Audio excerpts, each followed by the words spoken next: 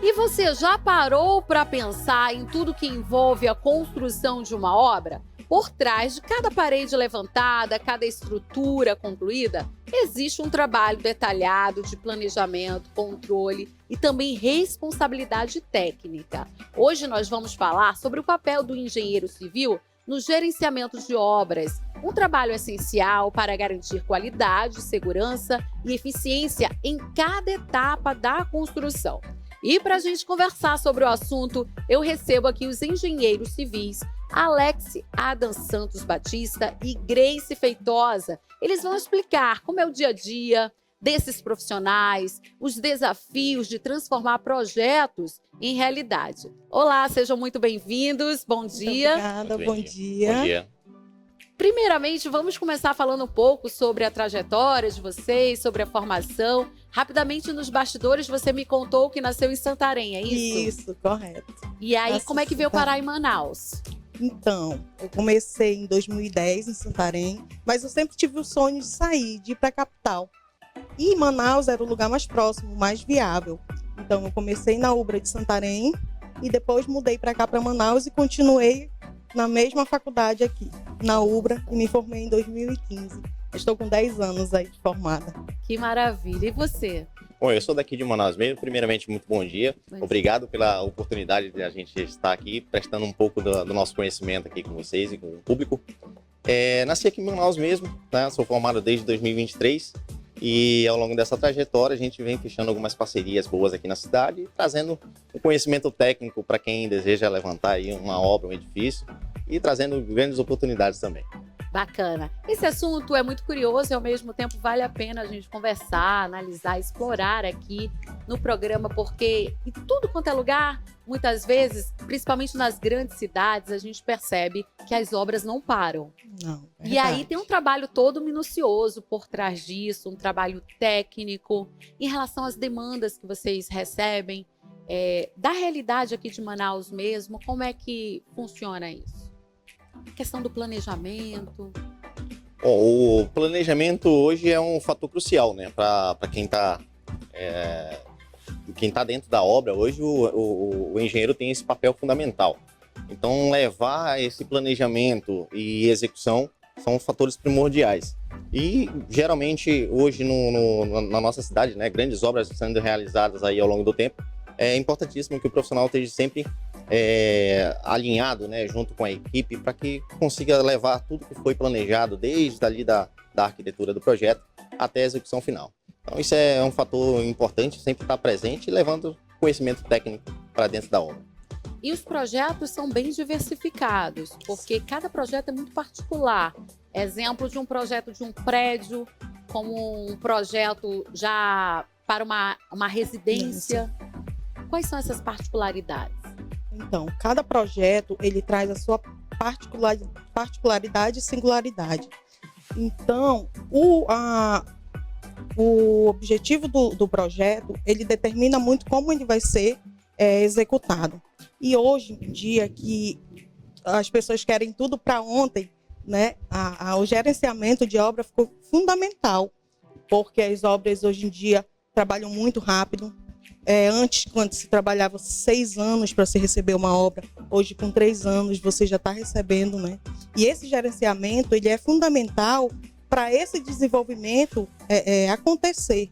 Então, é o alinhamento de todas as funções para que essa velocidade com que é exigida flua e a gente consiga entregar cada vez mais obras mais rápidas, mais seguras, e também com designs cada vez mais inovadores, né? Ah, isso é muito importante. E aí, eu gostaria de falar agora sobre as diferenças de obras também, porque algumas são para ambiente doméstico, outras são obras já públicas. E então tem toda também essa particularidade. Sim. No caso da obra particular, ela é algo mais célere da gente trabalhar, porque vem da pessoa particular, ele tem a questão do financiamento, ou ele já tem a sua própria renda, né? Já a questão da obra pública, vem a questão de licitação, é algo muito mais demorado e exige muito mais burocracia para se executar, né? Muito bem. Hoje, quais são as obras que vocês percebem que estão mais em alta? Hoje as obras unifamiliares, né? A gente vê grandes empreendimentos saindo em vários bairros da cidade, bairros planejados, inclusive, né? Então, as edificações para residencial familiar mesmo é o que está mais na demanda hoje. Além das obras públicas também, né? Alguns prédios, mas hoje o que demanda muito mais aqui na cidade são obras unifamiliares, né? Esses empreendimentos de algumas construtoras aí que estão no mercado para residência de família de 3, 4 pessoas. Então, essa é a grande demanda hoje no momento aqui na cidade. Você tocou no ponto na questão do gerenciamento. Muitas vezes, até nós, como cidadão, a gente se estressa com obra em casa. Sim. Bem particular. Imagina uma obra grandiosa, comercial. Então, assim, até para quem nos acompanha agora, os nossos telespectadores, os nossos internautas, como se estressar menos nesse caso? O engenheiro e a engenheira civil, o que dizem a respeito? Ai, olha, ainda não vi obra sem estresse. Eu acho que uma não anda fora da outra, não tem como andar separado, né? A obra em si, ela já é vamos dizer que um caos, né? Mas um caos bom, que você tem um resultado bom. Mas, assim, a organização, o gerenciamento, uma boa equipe, isso aí ajuda bastante a você meio que aliviar o estresse, né? É porque muitas vezes também as famílias, as pessoas envolvidas ficam ansiosas, querem terminar tudo do dia para a noite. E aí a própria equipe, muitas vezes, as pessoas que estão na mão de obra mesmo, atrasam, faltam, não comparecem, tem vários casos. Isso, a mão de obra hoje, não só aqui, né? Em todo o Brasil, a mão de obra é muito escassa. Hoje em dia, na área da construção civil, a gente sente essa falta de mão de obra qualificada, de pessoas que realmente querem vestir a camisa da empresa e querem fazer um trabalho sério. No entanto, se você vê até agora na matéria que a moça acabou de falar, tem muitas vagas na área da construção civil que a gente não consegue suprir, não conseguem pessoas para trabalhar, né? E fica esse vão, essa vaga de pessoa, com falta de pessoas. É um outro ponto também, porque hoje em dia, principalmente os jovens, quando estão aí na dúvida em que carreira seguir, o que escolher de repente, saindo do ensino médio, entrando nesse mundo universitário, a engenharia civil para vocês ainda é uma boa escolha?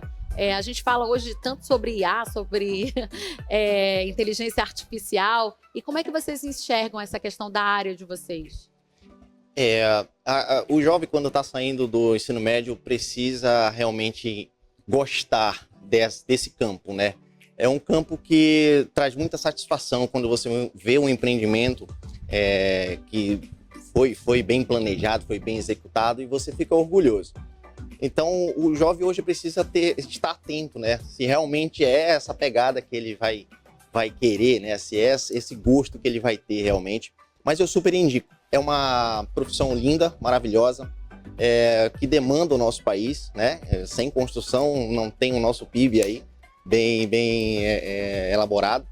Mas o que eu posso garantir para o jovem é que é uma profissão bonita, tá? É uma profissão legal, mas tem que realmente gostar. Tem que gostar de obra, tem que gostar de gostar de confusão, vamos dizer assim, que é o que acontece na obra, né? Mas é uma confusão maravilhosa quando você vê a execução sendo bem feita e bem gerenciada também por um bom profissional.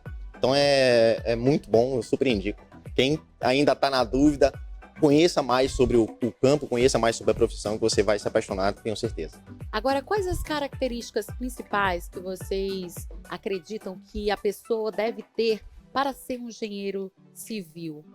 Qual o perfil? Assim, Carla, a engenheira, ela tem várias áreas, assim como a medicina, assim como o jornalismo, tem vários leques. Então, não necessariamente a pessoa precisa gostar de obra. Eu, por exemplo, trabalho mais na área de engenharia diagnóstica, de patologia das construções, entendeu? Então, a pessoa, ela vai entrar, ela vai se deparar com um mundo de opções, com um leque de opções. Não necessariamente ela vai entrar para ir para uma obra, para fazer projeto. No decorrer da faculdade, ela vai conhecer várias demandas, vários assuntos e ela vai se identificar com um. Eu, por exemplo, me identifiquei com a patologia desde o tempo da faculdade, que é algo que eu me identifiquei e hoje eu exerço essa área. Fala um pouquinho sobre a tua prática, então, dentro da área que você atua. Sim. A patologia das construções, é como se nós fôssemos os médicos da construção. Assim como se você sente algo, você precisa de um especialista para você saber aquilo que você tem. A engenharia também. O seu prédio, quando você recebe a sua casa, ela precisa de uma manutenção, ela precisa de um cuidado. A construção, você pensa assim, são concretos, eles não têm vida, eles não têm movimento. Pelo contrário, o concreto ele se move todo dia. Quando está calor, ele expande e quando está frio, ele retrai. Então, essa movimentação ocorre todo dia. E através dessas movimentações, quando a obra não foi executada, bem feito, ela traz consequências como fissuras, como rachaduras, infiltrações. É essa área que a gente atua mais especificamente, em curar a construção. Muito bem, olha, chegando mensagens por aqui, a Fabíola diz o seguinte: o certo é contratar um profissional com formação na área. Se for chamar qualquer pessoa, vai ter só raiva. Perder o dinheiro e ficar com uma obra duvidosa. Parabéns aos colegas profissionais. Obrigada.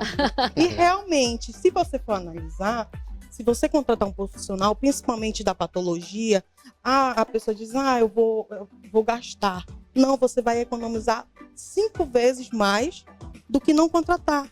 Porque aqui você faz um trabalho, uma impermeabilização, lá na frente você vai ter uma infiltração. Então, você estando do lado de um profissional, vai demandar um valor maior no início? Vai. Mas, em compensação, lá na frente, você vai ter uma economia que não tem nem como mensurar. Fora a dor de cabeça, o estresse, de ter a obra em casa, de ter toda aquela... Você sabe que a obra dentro de casa, com a gente morando, é uma confusão, né?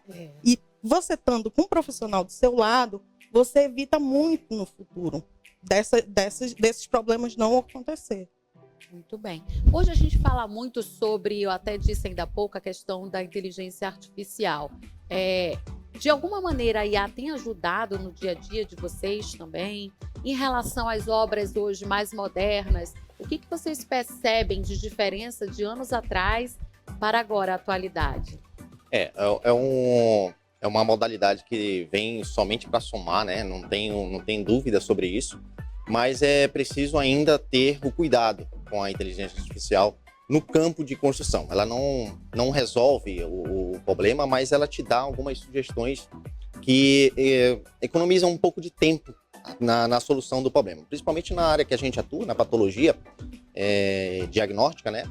Ela tem ajudado bastante. E hoje a gente utiliza sim, tá? Mas ela não é 100% precisa, né? Ainda há muita do que ter como olhar do profissional para detectar exatamente o que pode estar ocorrendo. Uma simples fissura pode, no futuro, acarretar grandes problemas. E a inteligência artificial te mostra isso, tá? Com a inteligência artificial, a gente consegue mensurar o que vai acontecer daqui a um tempo se aquela patologia não for tratada da forma adequada.